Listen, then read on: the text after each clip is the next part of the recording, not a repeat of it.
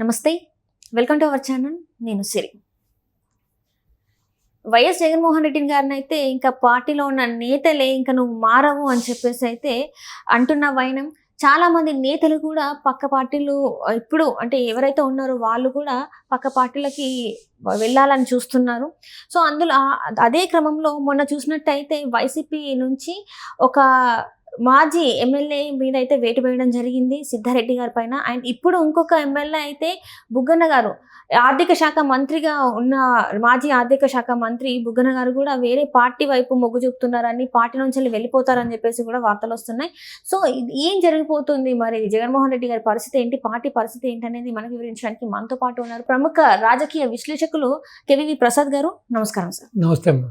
Sir, ఇప్పుడు చూస్తున్నట్టయితే ఇంకా నువ్వు ఇక మారవు అని చెప్పేసి సిద్ధారెడ్డి గారు అయితే జగన్మోహన్ రెడ్డి గారి మీద తిరుగుబాటు యత్నం చేస్తున్నారు. ఇంకా జగన్మోహన్ రెడ్డి గారి మీద చాలా వరకు బయటకు వస్తున్నారు ఇంకా తిరుగుబాటు చేయడానికి. ఎందుకంటే మా వల్ల కాదు ఈసారి ఓడిపోయింది, కేవలం మీ వల్ల, మీ చర్యల వల్ల, మీరు ప్రజల్లోకి రాకపోవడం వల్లనే ఈ రోజు పార్టీకి పరిస్థితి అని చెప్పేసి చాలా మంది చెప్తున్న పరిస్థితి.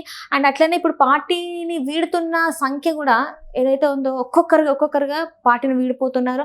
అంటే కొంతమంది తెలుగుదేశం అంటే కొంతమంది బీజేపీ అని చెప్పేసి కూడా వాళ్ళు బయటకు వచ్చేస్తున్న పరిస్థితి. ఇప్పుడు సిద్ధారెడ్డి గారిని అయితే సస్పెండ్ అంటే పార్టీ నుంచి వెళ్ళి బహిష్కరించారు. ఇప్పుడు బుగ్గన గారు కూడా పార్టీనికి గుడ్ బై చెప్పేసి బీజేపీలో చేయడానికి సన్నాహాలు చేస్తున్నట్టు కూడా మరి వార్తలు వస్తున్నాయి. ఇప్పుడు ఏంటంటారు, మరి పార్టీ పరిస్థితి ఏంటి, జగన్మోహన్ రెడ్డి గారి పరిస్థితి ఏంటి?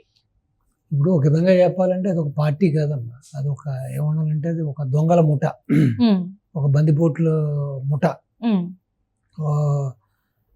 దాన్ని పార్టీ అనడం కూడా వేస్ట్. అంటే ఒక రాజకీయ పార్టీగా కూడా మనం వైసీపీని విశ్లేషించడం వేస్ట్.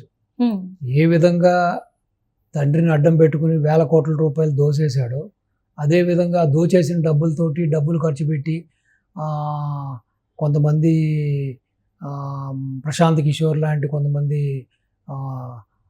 అడ్వైజర్లు పెట్టుకుని ఏ విధంగా అయితే మసిపూసి మారేడికే చేసి ప్రజల్ని మభ్యపెట్టి ఆలింగనాలు హగ్గులు ఇచ్చి ఆలింగనాలు చేసుకుని ముద్దులు పెట్టి అన్ని మోసపూరిత వాగ్దానాలు చేసి ఏదో తండ్రికి ఉన్న కాస్త ఇమేజ్ని అడ్డం పెట్టుకుని అధికారంలోకి వచ్చి ఈ 5 ఏళ్లలో అన్ని వ్యవస్థల్ని ఏ విధంగా భ్రష్టు పట్టించారు, ఏ విధంగా ఎక్కడెక్కడ ఇప్పుడు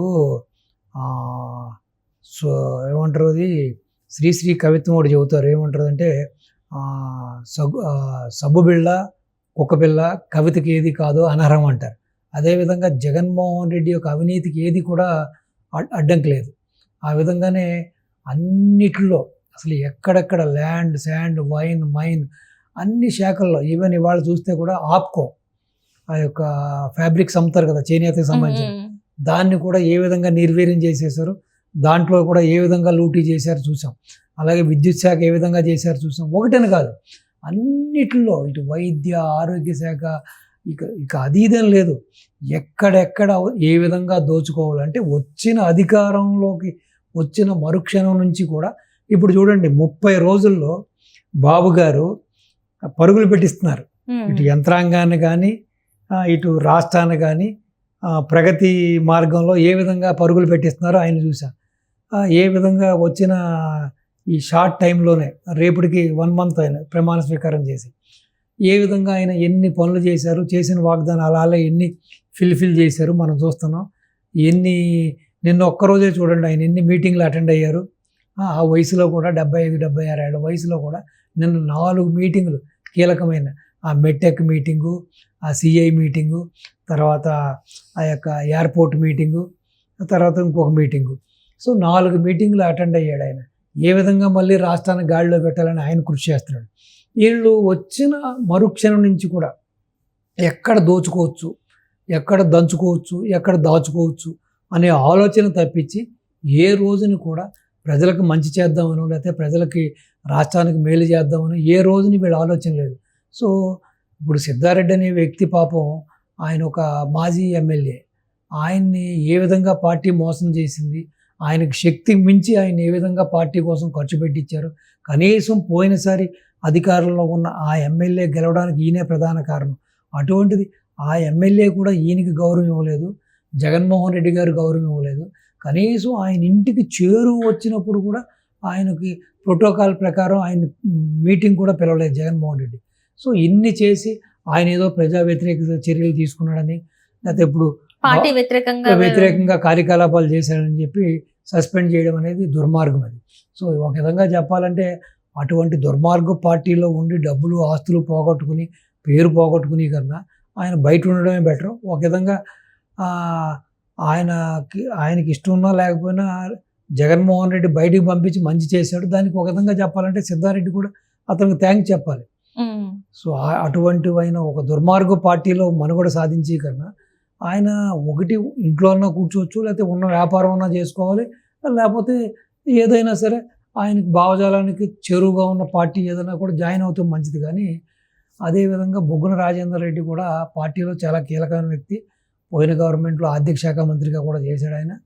సో అటువంటి వ్యక్తి ఎలక్షన్లు అయిన మరో క్షణం నుంచి కూడా ఇటు కార్యకర్తలకు అందుబాటులో లేడు, పార్టీకి అందుబాటులో లేడు, అసలు ఎవరికి అందుబాటులో లేడు.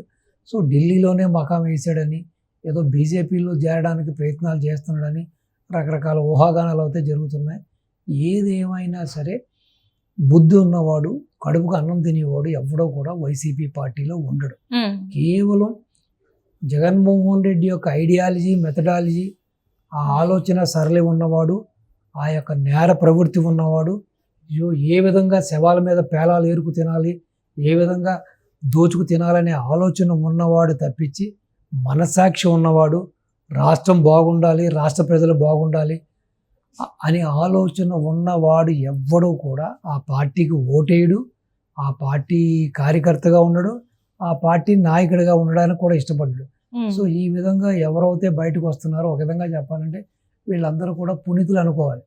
అంటే దుర్మార్గుడితో చేతులు కలిపి కొన్ని దుర్మార్గు పనులు చేసినా కూడా, తప్పులు చేసినా కూడా, సో బయటకు వచ్చేసి ఈ విధంగా కాళ్ళు చేతులు కడుక్కొని ఏదో గంగలో మునిగితే చేసిన పాపం పోతుంది అన్నట్టుగా, సో బయటకు వస్తే అట్లీస్ట్ చేసిన పాపం కాస్త పోతుంది.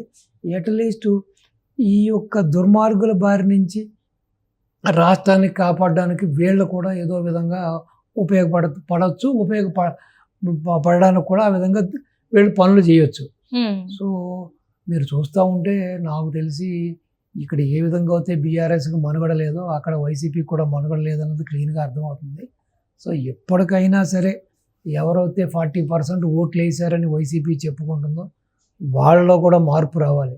వచ్చి నెల తిరగకుండానే బాబు గారు ఏ విధంగా పరిపాలన చేస్తున్నారు, ఏ విధంగా చేస్తున్నారు, ఇటు గంజాయిని ఏ విధంగా అరికట్టడానికి చర్యలు తీసుకుంటున్నారు, డ్రగ్స్ని ఏ విధంగా చర్యలు తీసుకుంటున్నారు, ఏ విధంగా మెగా డిఎస్సి అనౌన్స్ చేశారు, ఈ విధంగా ఎయిర్పోర్ట్లు కానీ మిగిలిన ఇరిగేషన్ పనులు కానీ ఏ విధంగా వార్ ఫుటింగ్లో చేస్తూ ఉన్నారు, సో ఏ విధంగా వెల్ఫేర్ స్కీమ్ చేస్తున్నారు, ఇవన్నీ చూసిన తర్వాత అయినా సరే శాంతి భద్రతల పరిరక్షణ కోసం ఏ విధంగా చర్యలు తీసుకుంటున్నారు, ఇవన్నీ చూసిన తర్వాత అయినా సరే ఇంకా కులం పేరుతో, మతం పేరుతో, వర్గం పేరుతో ఆ జగన్మోహన్ రెడ్డితో అంటగాగుతున్న వాళ్ళు ఇప్పటికైనా పరివర్తన చెంది, ఇప్పటికైనా పాపభీతి ఉంటే అతని పార్టీని వదిలిపెట్టి రాష్ట్రం కోసం, రాష్ట్ర ప్రయోజనం కోసం బీజేపీలో జాయిన్ అవ్వండి, లేకపోతే జనసేనలో జాయిన్ అవ్వండి, టీడీపీలో జాయిన్ అవ్వండి, లేకపోతే న్యూట్రల్గా ఉండండి. కానీ ఒక దుర్మార్గుడు పక్కన చేరి రాష్ట్రాన్ని మాత్రం నాశనం చేయొద్దు, రాష్ట్ర భవిష్యత్తుని నాశనం చేయొద్దు, రాష్ట్ర ప్రజల యొక్క